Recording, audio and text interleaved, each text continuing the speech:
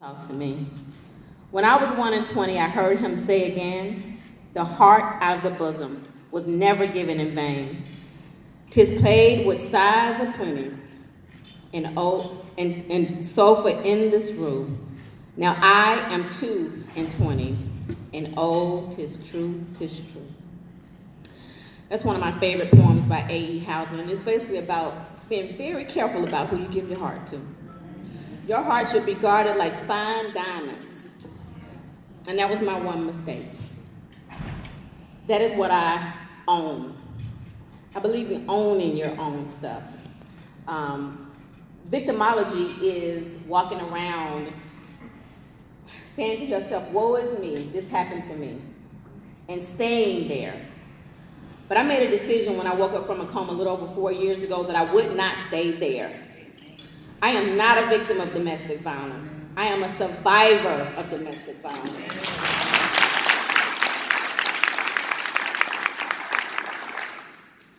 I am Christy Sims. I am a mother. I am a professional counselor by trade. I am a child of God. I am a fighter for everybody who can't fight for themselves. I'm going to do it for. You know why? Because for 4 months, I couldn't see. I was blind as a bat. For 2 months, I laid in a coma, never knowing if I would ever wake up to see my children again. But I was allowed to do so. So I'm not a victim, but I'm here to speak on those who are still victims because they're still caught in that situation. There's so many people that don't make it out, y'all. They don't make it out. I don't have a choice but to be here. People call me courageous. What choice do I have? When God gives you a second chance to get up, this man tried to destroy me. I was so unrecognizable that I couldn't see my own children. And so whatever this is that I'm left with, I'm going to use it. I'm going to use it. I think it's important for me to tell you who I am. Because we in this society, there's a lot of stuff going on right now. Racial stuff, people not understanding each other. I want you to know who I am. I am that girl that in the 8th grade, I was voted the quietest girl in the 8th grade. I was quiet and shy, pretty little girl, you know. Everybody loved me, but I was quiet and shy. And now I travel all over the country and people pay me to speak. And they want to hear what I have to say, which still blows my mind. Why in the world would you want to hear what I have to say? But I'm honored. Because this happens to people every single day. They don't get a chance to say anything about it. So I don't have a choice.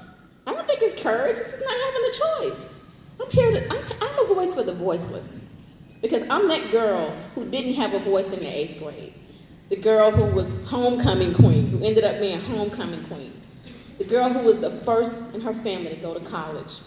The only person in her family to ever get a master's degree. Got it at 42 years old. I'm married. I was married to a wonderful man for 14 years. See, I didn't just get here. I want to tell you how I got here. You ever just stopped and looked around your life and said to yourself, how the heck did I get here? Like, seriously? What in the world am I doing here? Right here, standing in front of the Birmingham Police Department and all of you wonderful people. How in the world did I get here? I just had a moment like that. And so I want to tell you, I was in a 14-year marriage to a guy who's still my very best friend. We had a baby girl. She would have been 16 years old this month. She passed away, and it destroyed our marriage. We divorced, but not before divorce. We had 2 wonderful children. We had 2 other children. My children are 14 and 18 right now. My son, he's on scholarship and playing baseball. He's a baseball player. And very smart too. My daughter, she's a volleyball player. I'm telling you all this so you can attach your face to this domestic violence thing, okay? We were married for 14 years. We had a wonderful marriage. We got divorced, and I met this guy. He was romantic, smooth talker. This guy wasn't beating on me. He took me on trips. He wined me and dined me. He was nice to me. He called me beautiful every day. He told me he loved me all day, every day. And then over time, I began to grow. I had to change careers. I used to own a real estate agency. I used to make a whole lot of money. I was very successful. And I woke up one day, decided I wanted to help people instead in a different way. I became a counselor. I changed careers, made a whole lot less money. But I was walking in my calling. And as I became a counselor and I learned more about myself and more about other people, I realized that I was in a relationship with the sociopath. This guy still wasn't beating me. See, people always say, well, why didn't she just leave? I didn't leave because I didn't know I was being abused. I didn't know that calling me 25 times a day wasn't normal. That calling me 25 times a day wasn't normal. I thought he was just loving me. I didn't know he was checking up on me, trying to make sure I was every second of the day. I didn't know that every time I wanted to go somewhere with one of my friends and he would just come up with something. No, babe, I want us to be together instead. And I wake up a couple weeks and pass and I hadn't even seen my mother because he had found a way to isolate me. So these are all, domestic violence is not just somebody punching on you. This guy didn't hit me, guys.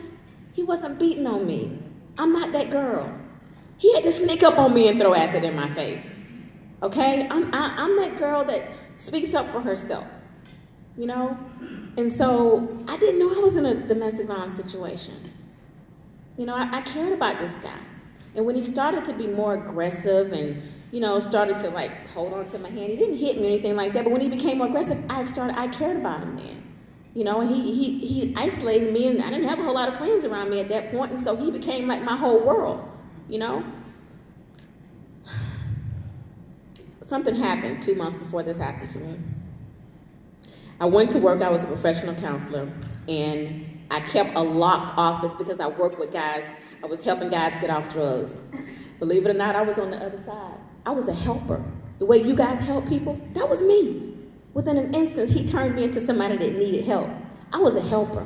I was helping people get off drugs. I was a mental health counselor. I was helping people who had HIV. Guys coming out of the penal system still in shackles, and I was counseling them. I was helping guys getting them off the street. I was really helping people.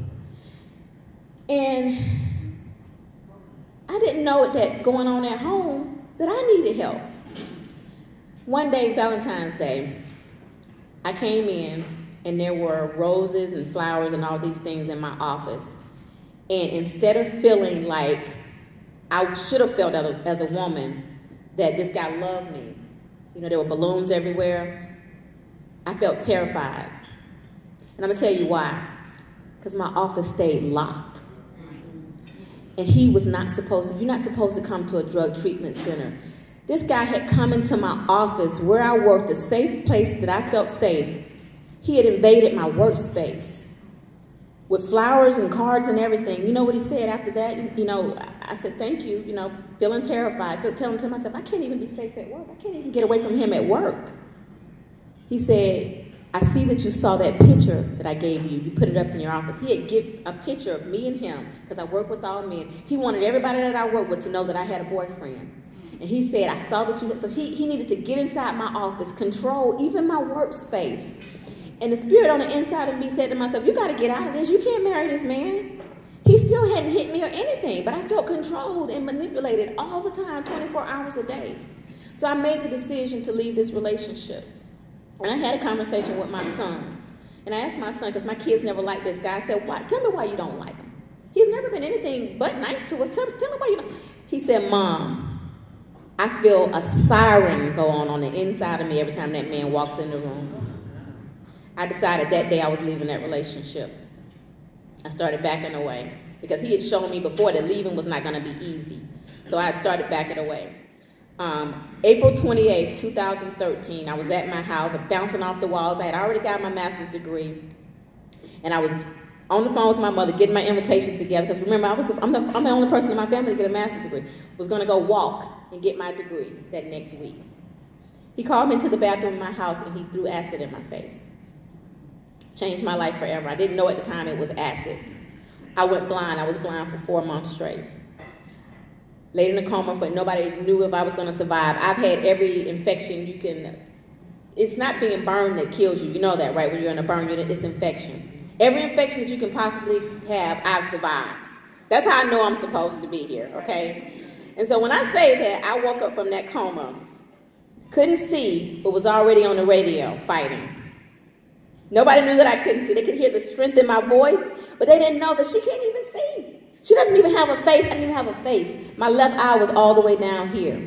But I made the decision that there is no way in the world, because this guy was still free, remember? I was in a coma. He was walking around free. I found out this guy had gotten baptized, joined the churches in another relationship while I was in a coma. This guy that loved me so much. He loved me so much. And so I started fighting. This story has gone all over the world. They're still writing about this story in the UK. They know about me in China, y'all. Seriously. But do you know why it's not me? It's nothing special about me. He attacked me with acid, which is a global issue. Acid attack is a global issue, and domestic violence is a global issue. And I'm just this face that people are finally able to put to this normal girl who was a professional counselor. You know, they can now see that it can happen to anybody. That's why I'm here. That's why it happened to me. For the first few months, I kept asking, like, God, why would you let this happen to me? I wasn't a vain person. I never hurt anybody. I was helping people for a living. Why would you let this happen to me? You know what I say now? Why not me? Why not me?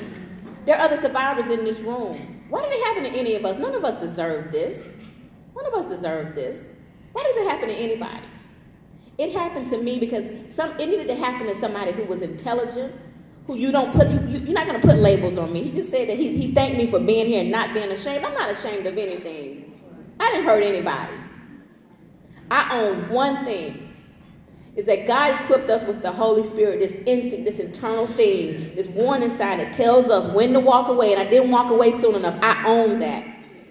Something inside of me said, get away from this guy, he's not good for you, and I let my heart override that. I didn't guard my heart the way that I was supposed to, and I own that. But all of this that he did to me, he did this. This is his stuff. This is his stuff. But I'm not a victim anymore. We're not victims. If you're sitting in this room, you're not a victim. I want to thank you guys for wanting me to be here. Because sometimes the victim is on the opposite side of the police. I didn't feel like I had the support that I needed in my county when this first happened to me. It took 2 years for this guy to be brought to justice. He never spent a night in jail for 2 years. It took 2 years to put this case together because it had never happened before in the first acid attack case in the state of Georgia. They didn't know what to call it because he had never hit me before. Think about it. We think of domestic violence as somebody punching on somebody. So I had never filed a report before. They'd never seen acid attack before. So he said it was an accident, and they believed him. They believed him. And so once this story hit the media and people were able to start putting this story together, and it was an incredible DA. The DA's office in Henry County was amazing. I want to thank you guys for doing what you do, because not everybody can do it. We need you. We need you. We need you. We appreciate you. And so even though I don't feel even remotely or uniquely qualified to represent all the victims of the world, since I'm standing here, I want to say thank you on behalf of all of us. Thank you for all law enforcement in this room. Thank you so much. Thank you for caring enough to hear about my poor little sad story. But what I want you to know is that I'm fighting with you now. I got up from that coma. I'm not lying there anymore. I'm not ashamed of anything. I'm not afraid to tell this story. I'm presentable enough to go out in public and tell this story for the people who can't tell it. So I'm not on the other side anymore. I'm back to being a helper again, and I am so grateful and so thankful for that. Thank you so much for having me today. Thank you.